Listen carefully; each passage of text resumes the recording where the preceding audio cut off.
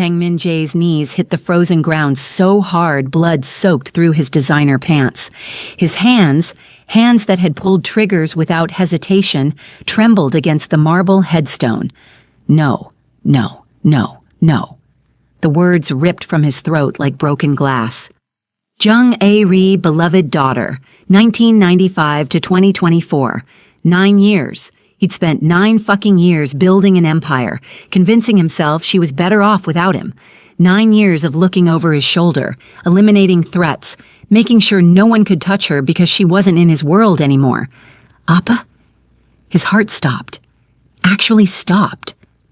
Min-jae turned. 2 children stood 5 feet away. A girl, maybe 7, with A-ri's exact eyes, and a boy, younger, clutching a stuffed rabbit. Both had his jawline, his black hair. "Mama said you'd come," the girl whispered, before the cancer. Cancer? The word burned his tongue. "What do you mean, cancer?"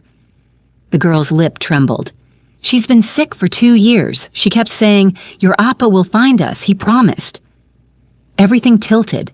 The ground, the sky, his fucking sanity. "We're yours," the boy said simply. "Mama showed us pictures." Min-jae looked back at the grave, at the death date, 3 days ago. 3 days he'd been in Tokyo closing a deal while... "She called you," the girl continued. "Lots of times. The nice lady at the hospital said you never answered." His phone. The unknown soul numbers he'd blocked because he thought they were threats. Oh God. Oh fucking God. 3 days earlier, A-ri's hands shook as she pressed call for the 47th time. The hospital room smelled like antiseptic and death. Her doctor had been clear. Weeks, maybe days. "The number you have dialed..." She threw the phone. It clattered against the linoleum. "Mama!" Ji-won peeked through the door, her daughter's face too serious for 7 years old. "Is Appa coming?" A-ri's heart shattered all over again. "Baby, I don't think..." "You promised." Ji-won's voice cracked. "You said when we really needed him, he'd be here." Behind her, 5-year-old Minho clutched his rabbit, the one A-ri had bought to replace the father they'd never met. "Does Appa not like us?" "No." A-ri's vision blurred. She held out her arms. Both children climbed into the hospital bed, careful of the IVs. "Your Appa loves you. He doesn't know you exist. That's different." "Why doesn't he know?" Ji-won demanded. "Why didn't you tell him?" Flashback 9 years ago. "You're shaking." Min-jae's voice was warm against A-ri's ear as they swayed on the club's VIP balcony. Soul glittered below them like scattered diamonds. "I don't usually do this," A-ri admitted. The champagne made her bold. Or maybe it was the way this dangerously beautiful man looked at her like she was the only person in the room. "Go home with strangers."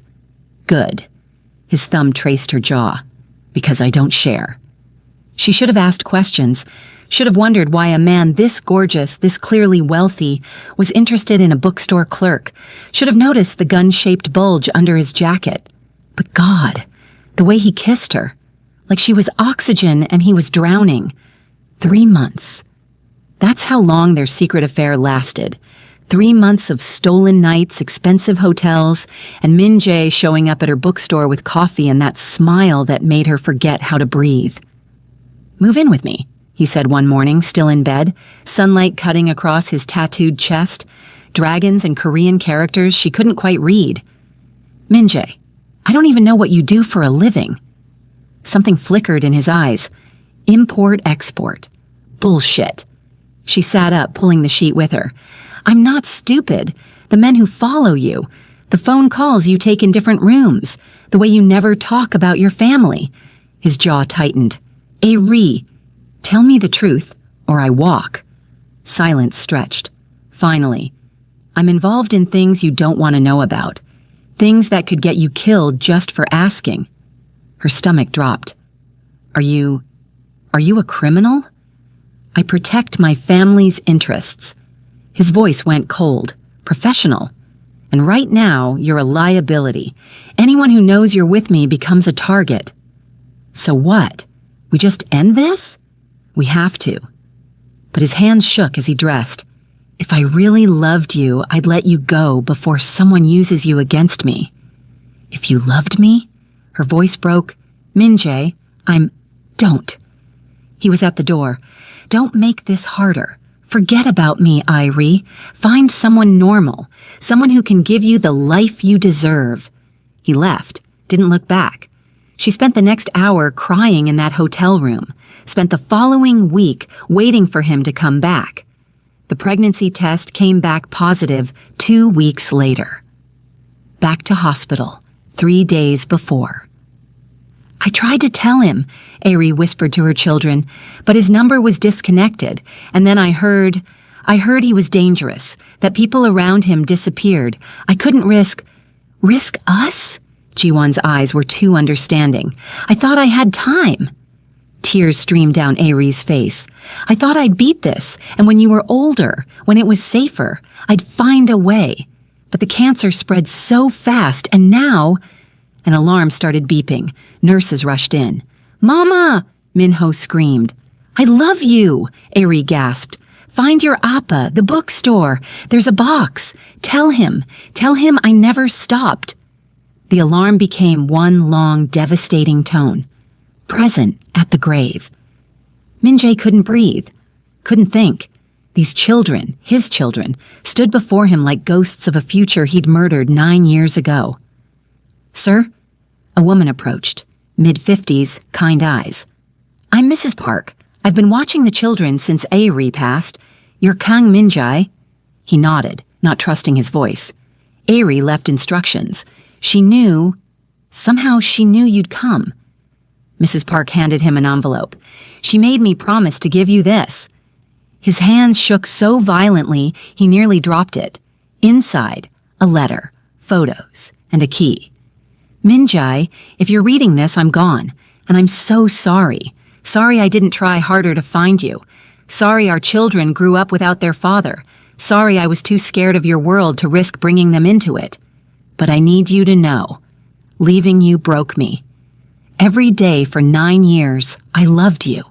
I named our son after you. I told our daughter bedtime stories about the brave man who protected people, even when it cost him everything.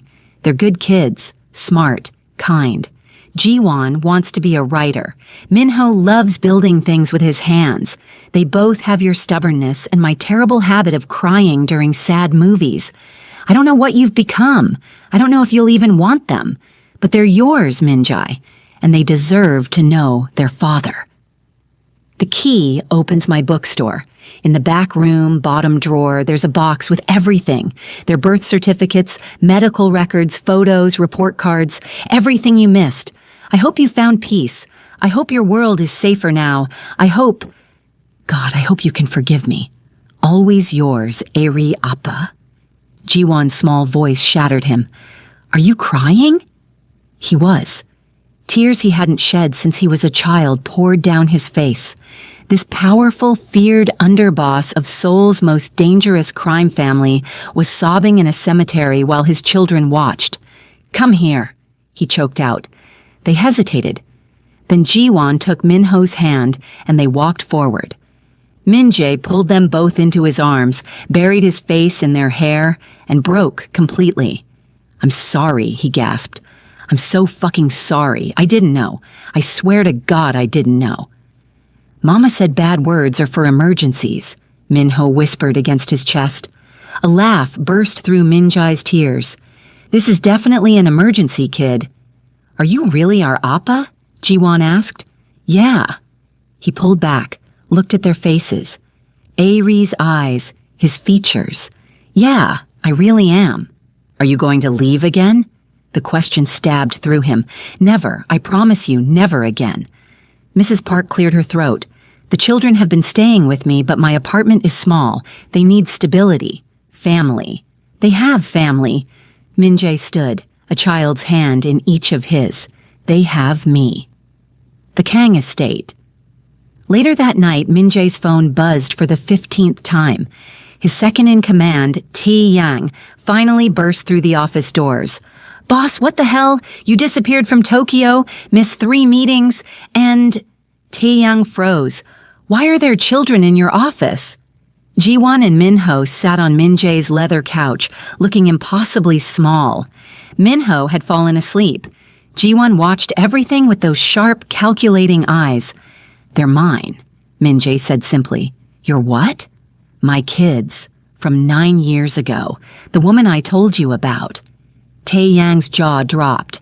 "The bookstore girl. She had your kids, and she's dead." Min-jae's voice cracked. "Cancer. She died 3 days ago while I was ignoring her calls." "Fuck."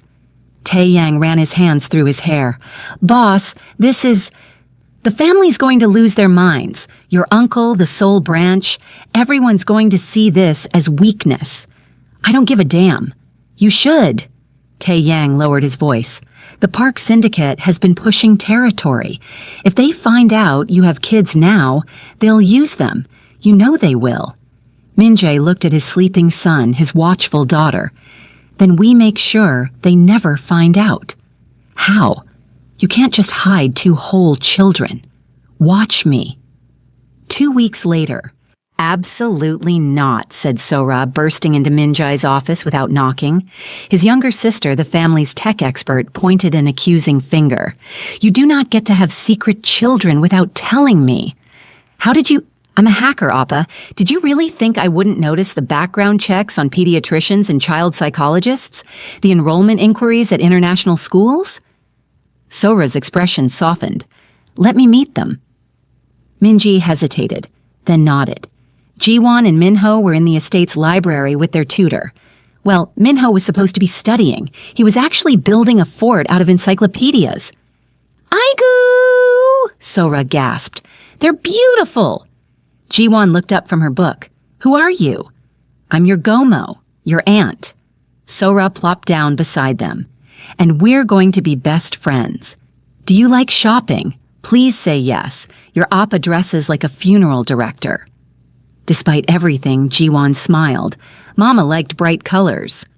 "Smart woman. Tell me about her?"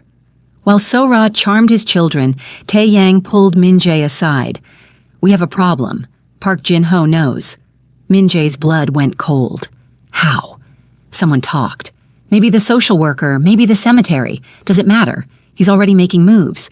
There was an incident at the bookstore today." "What kind of incident?" "The building next door caught fire. Conveniently. No casualties, but the message is clear. He knows about Irie, and he's circling." Min-jae's fists clenched. "Increase security. 24-hour rotation on the kids. I want eyes everywhere." "Already done. But boss..." Tae-yang looked uncomfortable. "You need to consider sending them away. Somewhere safe. Somewhere Jin-ho can't reach." "No. They're targets now." "I said no."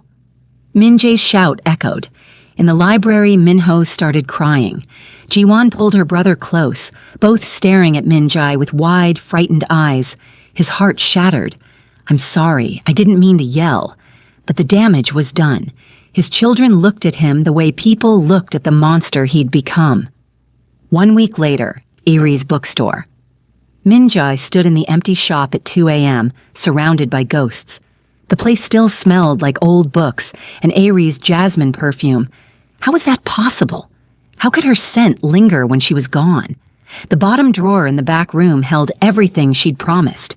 Birth certificates listing father unknown that felt like knife wounds. Photos of her pregnant, glowing, alone. Report cards and finger paintings and a lock of baby hair from each child. He'd missed everything. "I thought I'd find you here," Sora said from the doorway. "You've been coming every night." She kept this place running while raising 2 kids alone. Min-jae's voice was hollow. "While dying. She was dying and she still..." "You didn't know." "I should have. I should have checked. Should have made sure she was okay." He looked at his sister. "I loved her, Sora. I really fucking loved her, and I left her to protect her, and instead You made an impossible choice in an impossible situation." Sora sat beside him on the dusty floor. "You were 25. The war with the Choi family was at its peak. Anyone close to you was dying. You thought you were saving her." "I was wrong." "Yeah, you were." Sora never pulled punches. "But you can't change it. You can only do better now. The kids are terrified of me. Jiwon flinches when I walk in a room. Minho has nightmares.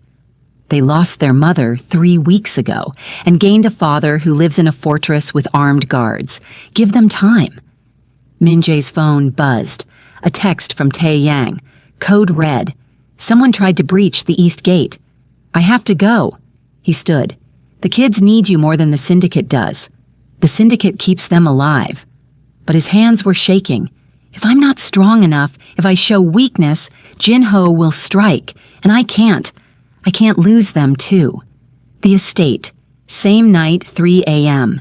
Min-jae burst through the children's bedroom door. Both were awake, huddled together in Jiwon's bed. Are you okay? Are you hurt? We heard alarms, Jiwon whispered. It's fine, just a drill. The lie tasted like acid. Go back to sleep. You're bleeding, Minho said. Min-jae looked down. His knuckles were split from the brief scuffle with the would-be intruder. It's nothing. Mama used to clean our cuts, Jiwon said quietly, and tell us stories until we stopped crying. Something in Min-jae's chest cracked. I don't know any stories. She told us about you. Jiwon's eyes were iris, deep and seeing too much. She said you were the bravest person she knew, that you did bad things to protect good people. Your mama made me sound better than I am. Are we good people? Minho asked. The best. Then why don't you protect us like you protected her? The question gutted him. I am protecting you. No. Jiwon's voice was small but firm. You're hiding us. That's different. Mama said the difference between protection and prison is whether you feel safe or scared. She paused. We feel scared. Min-jae sank onto the edge of the bed. I don't know how to do this. Be a father. I don't know how to keep you safe without locking you away. Maybe you could try just being with us? Jiwon suggested. Like, actually with us. Not just nearby while you're on the phone. He looked at these children, his children, and saw Airi in every feature, every expression. She died alone because he was too much of a coward to stay. He wouldn't make that mistake again. Okay, he said. Tomorrow, no work, just us. What do you want to do? Really? Minho's face lit up. Really? Lotta World, both kids shouted. We haven't been in over a year, Jiwon explained. Mama was too sick, and Mrs. Park said, then Lotta World it is. Min-jae stood. Now sleep. You'll need energy to keep up with me on the roller coasters. As he turned to leave, Minho called out, Appa! The word stopped him cold. First time Minho had said it without prompting. Yeah, buddy. We're glad you found us, even if you're scary sometimes. Min-jae couldn't speak, just nodded and left before they saw him cry again. Lotte World next day. This is a terrible idea, Tae-yang muttered, scanning the crowds. Too many civilians, too many entry points. You're completely exposed. I'm taking my kids to an amusement park. Min-jae watched Jiwon and Minho sprint toward the carousel, Sora chasing after them. Like a normal father. You're not a normal father, I know what I am. Min-jae's voice went hard. But for today, I'm just their appa. You have snipers positioned? 3 points, plus 15 men in civilian clothes throughout the park. Tae-yang sighed. Your version of normal is exhausting. Appa, come on, Jiwon yelled. For 6 hours, Min-jae tried, really tried. He won Minho a stuffed tiger at the shooting gallery, inappropriately easy with his training. He survived the Viking ship ride with Jiwon. He bought overpriced cotton candy and let Minho get it in his hair. He almost felt human. Then Jiwon tugged his hand. Appa, that man is staring at us. Min-jae's blood turned to ice. Park Jin-ho stood 50 feet away, surrounded by his own men, smiling. So-ra, Min-jae said quietly. Take the kids to the bathroom, now. Appa, now! So-ra grabbed both children and vanished into the crowd. Tae-yang materialized at Min-jae's side. Bold of you to show your face, Min-jae called out. Jin-ho approached, hands in his pockets. Casual, arrogant. Heard you'd gone domestic. Wanted to see for myself. He looked around. Where are the little ones? I'd love to meet them. Over my dead body. That can be arranged. Jinho's smile widened. You've gotten soft, Kang. Having liabilities makes you weak. Your father would be ashamed. My father was a paranoid tyrant who died alone. I'd rather be weak and have something worth protecting. Touching. Jinho leaned in. But weakness gets you killed in our world. You know that better than anyone. So here's my offer. Your territory in Gangnam, and I'll leave your kids alone. Go to hell. Think about it. Because if you don't take this deal, I'll make sure those children suffer before they die. And you'll watch, knowing you chose pride over their lives. Min-jae's hand moved toward his concealed weapon. Tae-yang grabbed his wrist. Not here, Tae-yang hissed. Too many witnesses. Jinho laughed. Listen to your babysitter, Kang. We'll talk again soon. He walked away, leaving Min-jae shaking with rage. When Sora brought the kids back, both were crying. We heard, Ji-won sobbed. That man wants to hurt us because of you. No one's going to hurt you. You can't promise that. Ji-won's voice rose. Mama couldn't promise and she died anyway. You can't keep us safe. Nobody can. She ran. Min-jae stood frozen as his 7-year-old daughter disappeared into the crowd. Find her, he said. It took 30 minutes. 30 minutes of pure terror. They found Ji-won hiding in a bathroom stall, crying so hard she couldn't breathe. Min-jae knelt outside the stall. Ji-won, please come out. I want Mama, she wailed. I want Mama, and she's gone, and now you're going to leave too, and... I'm not leaving. His voice broke. I swear on everything I am, I will not leave you. You can't promise. You're right. I can't promise I'll never die. But I promise I'll fight like hell to stay alive. I promise I'll do everything in my power to keep you and your brother safe. And I promise that loving you will never, ever be a burden or a regret. Silence. Then the stall door opened. Ji-won's face was red and swollen. Min-jae pulled her into his arms. I'm scared, she whispered. Me too, baby. Me too. 1 month later, the adjustment was brutal. Ji-won had nightmares every night. Min-ho stopped talking for 2 weeks, and Min-jae was drowning. You need help, Sora said, finding him asleep at his desk at 4 a.m. again. You can't run a criminal empire and raise traumatized children alone. I don't have a choice. Yes, you do. Delegate more to Tae-yang, hire a nanny, see a therapist. Something. A therapist? Min-jae laughed bitterly. What am I supposed to say? Hi, I murder people for a living and I'm sad my ex-girlfriend died? You're drowning and you're pulling the kids down with you. Sora's voice was sharp. Ji-won asked me yesterday if you wish they'd never been born. Min-jae's head snapped up. What? She thinks you resent them. That you'd be happier if you could go back to your old life. That's not...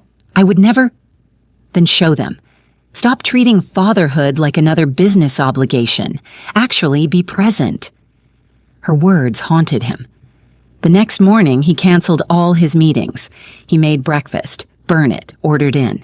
He sat with the kids while they did homework. He played countless rounds of Min-ho's favorite card game. And slowly, something shifted. Appa? Ji-won said one evening.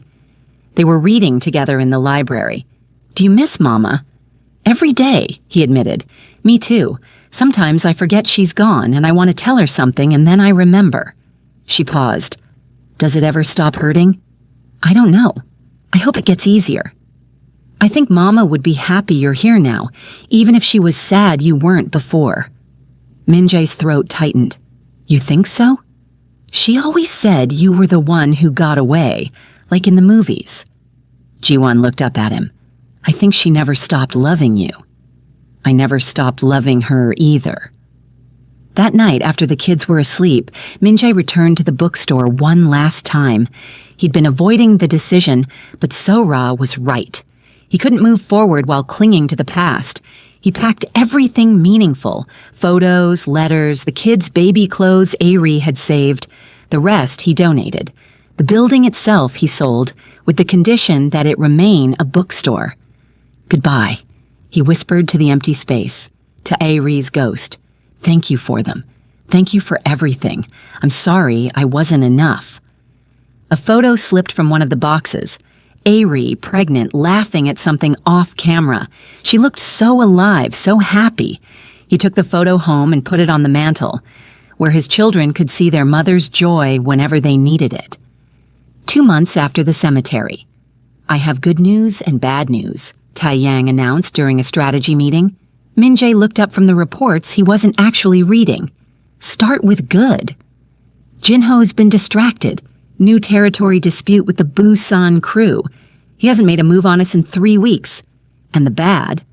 Your uncle wants to meet the kids. Officially. He's calling a family council.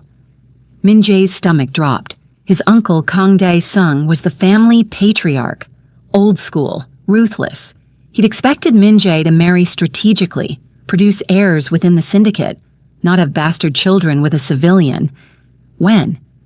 Next week. And boss. He's bringing Chairman Huang. Fuck. Chairman Huang ran the family's political connections. If he was involved, this was serious. They're going to push for you to either legitimize the kids or send them away. Taeyang said quietly, "You need to be ready." The family council. 1 week later, Min-jae had faced down rival syndicates, corrupt politicians, and assassins. None of it compared to watching his uncle scrutinize his children. "So these are the bastards," Dae-sung said. "These are my children," Min-jae corrected, voice like steel. "Ji-won and Min-ho, your great niece and nephew." Ji-won squeezed Min-jae's hand. She'd insisted on coming despite his protests. "We should meet them," she'd said. "They're family." Dae-sung walked around them like examining livestock. "The girl has spirit, the boy is too soft." "The boy is 5, Min-jae snapped. "I was killing men at 12. Dae-sung looked at Min-jae. "They have your blood, but they were raised by a civilian. They'll be weak. They're strong in ways that matter. Sentiment makes you vulnerable." Dae-sung's eyes were cold. "You've changed since they arrived. Softer, more distracted. Some in the family worry you're no longer fit to lead the soul branch. Then they can challenge me directly. Or..." Chairman Huang spoke for the first time. "We find a solution that satisfies everyone. The children need protection. You need to maintain your position. I propose an arrangement." Min-jae's instincts screamed danger. "What kind of arrangement?" "My granddaughter, Yoon-ji.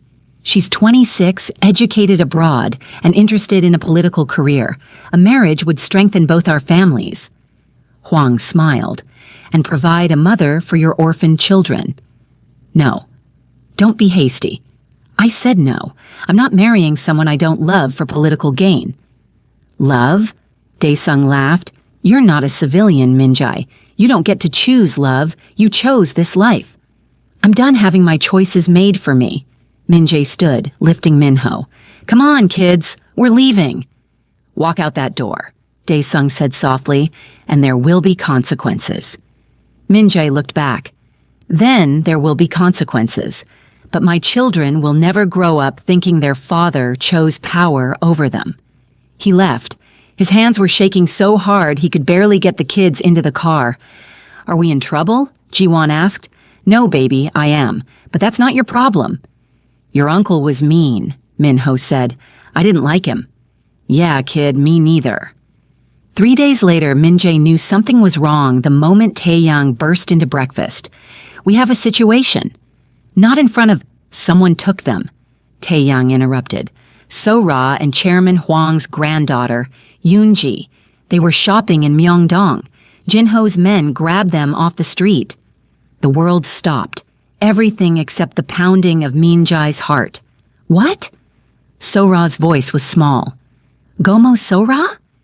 "She's going to be fine," Min-jae said automatically. Then to Taeyang, "Demands? Jinho wants to meet, tonight, alone, says he'll trade them for you." Obviously a trap. Obviously. He's expecting you to bring backup, planning for it. Min-jae looked at his children's terrified faces, at everything he'd just found and could lose again. "Then I won't bring backup." That's suicide. Appa, no. Jiwon grabbed his arm. You said you wouldn't leave. I won't, I promise. He knelt. But Gomo Sora is in danger because of me. I have to fix this. Then take us with you, Jiwon said. Absolutely not. If you go alone, you'll die, she said with heartbreaking certainty. But if we're there, you'll fight harder to live, because we need you. She's not wrong, Taeyang muttered. Are you insane? I'm not bringing children into a hostage situation.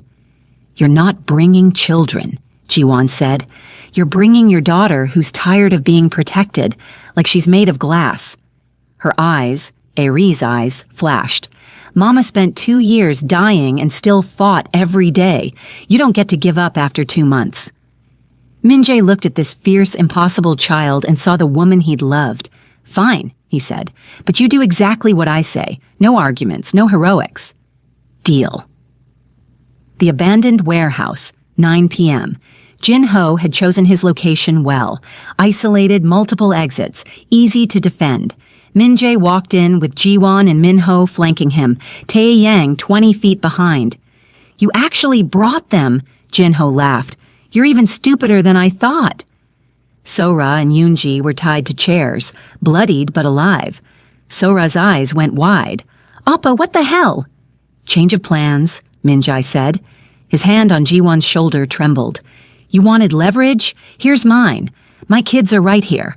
I'm right here. Let the women go. Why would I do that? Now I have all of you. Because the moment your men move, my daughter is going to do something very specific. Min-jae looked down at Jiwon. Show him, baby. Jiwon held up a phone. On screen, a live feed of Jin-ho's wife and children in their home. I have 12 men at your house right now, Min-jae said conversationally. See, you forgot something. I might be getting soft, but I'm still a monster when I need to be. And you threatened my children. So here's how this works. You let everyone go and I let your family live.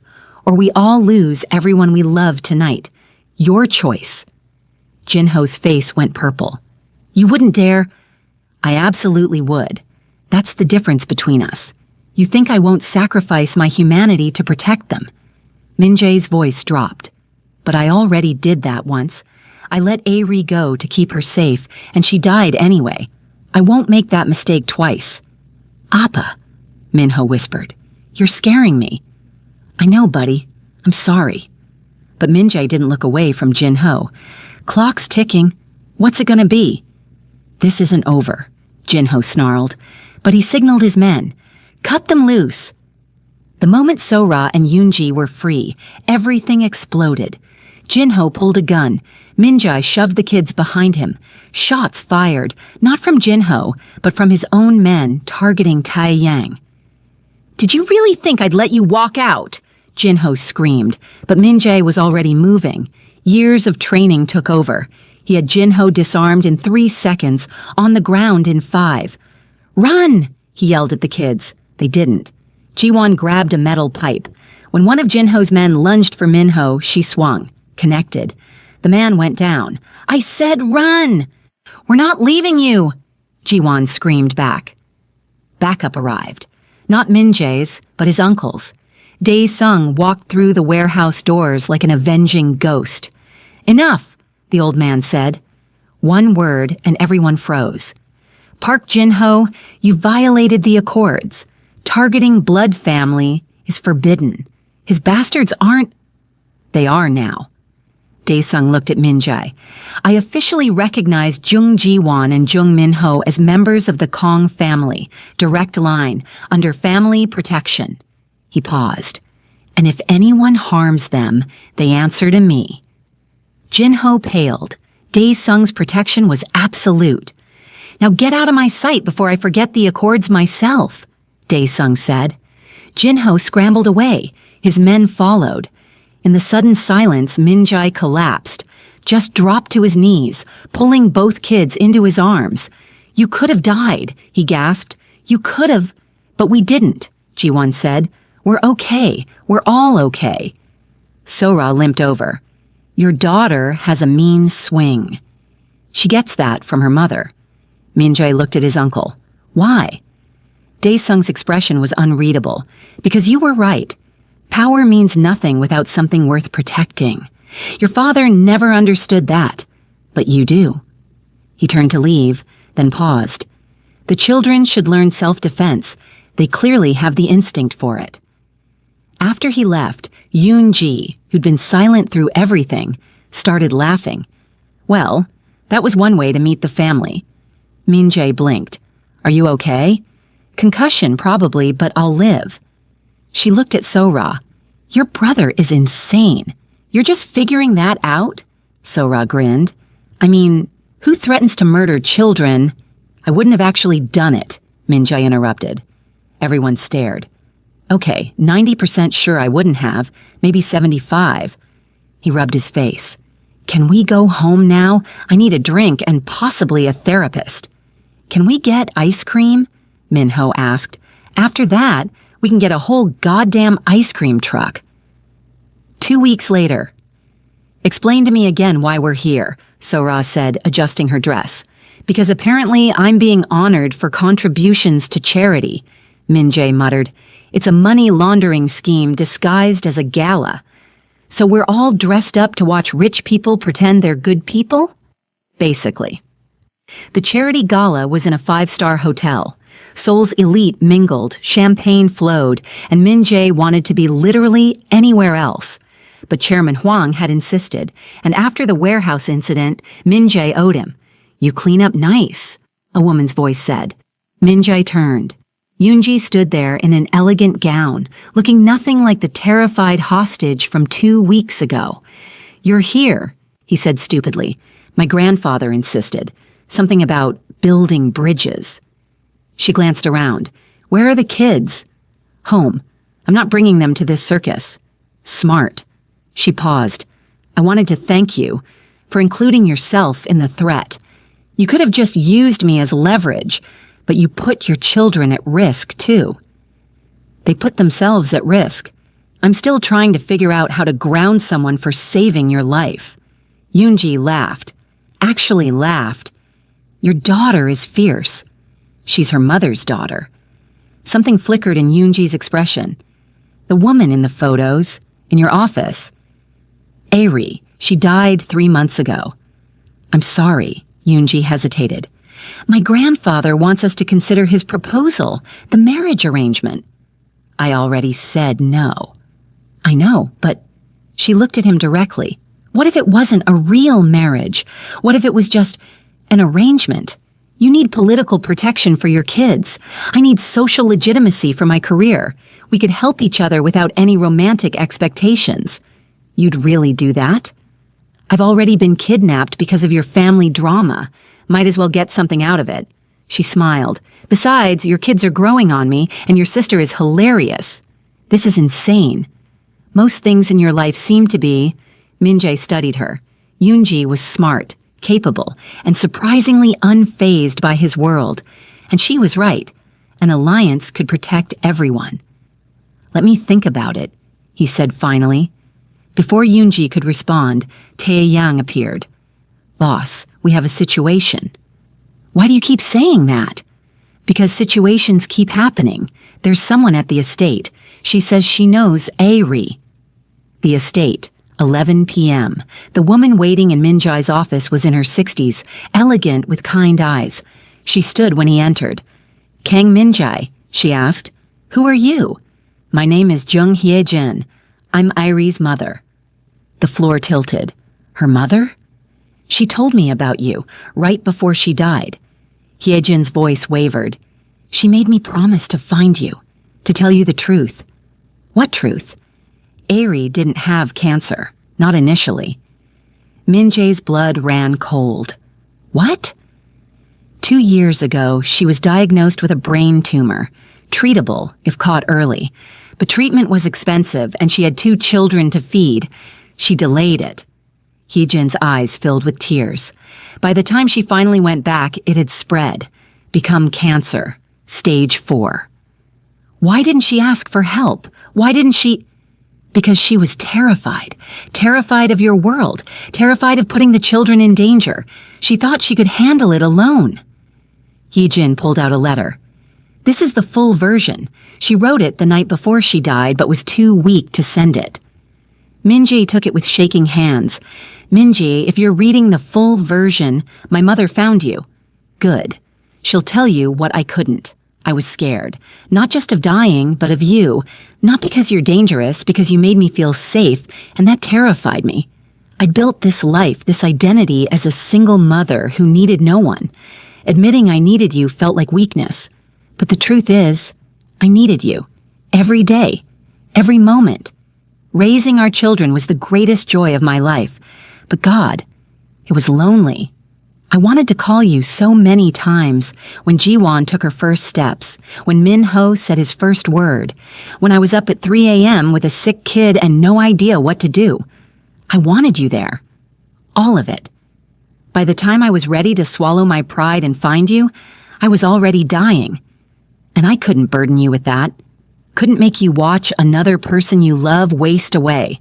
So I'm asking you now, take care of our babies. Love them the way I couldn't teach them to be loved by a father.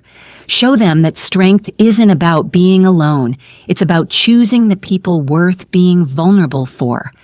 And if you can, forgive me for being too proud, too scared, too late.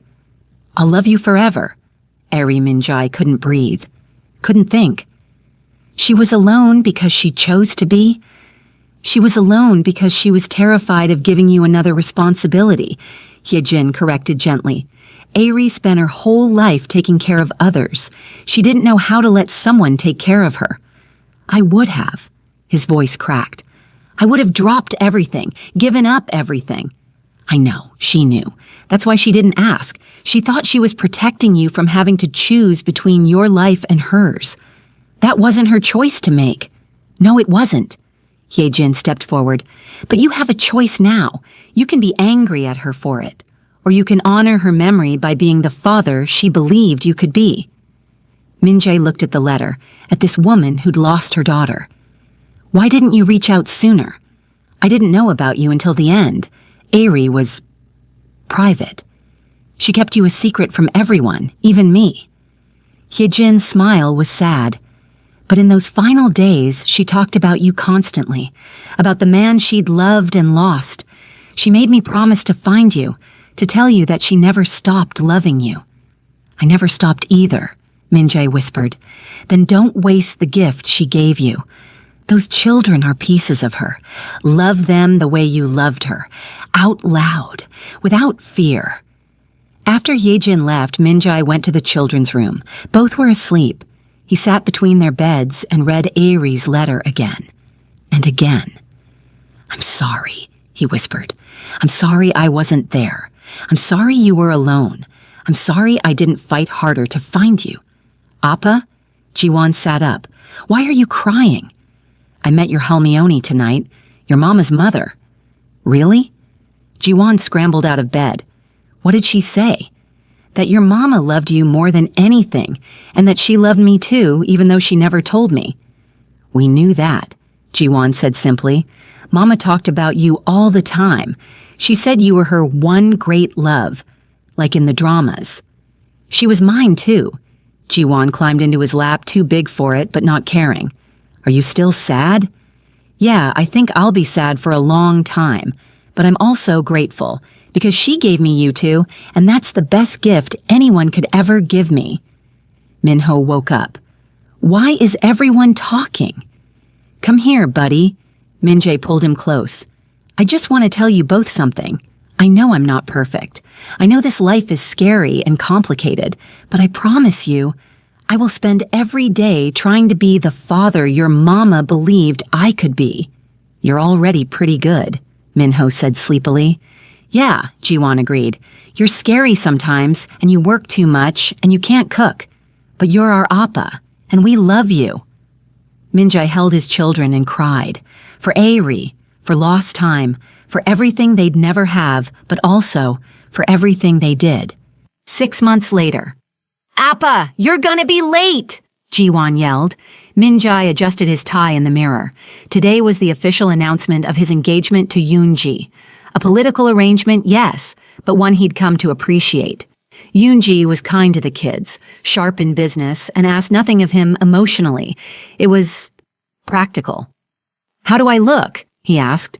"Like you're going to a funeral, not an engagement party," Sora said from the doorway. "You're really doing this. It makes sense, protects the kids, strengthens alliances. And what about love? I had love. She's gone. This is what makes sense now. Aerie would hate this. Aerie's not here." The words came out harsher than intended.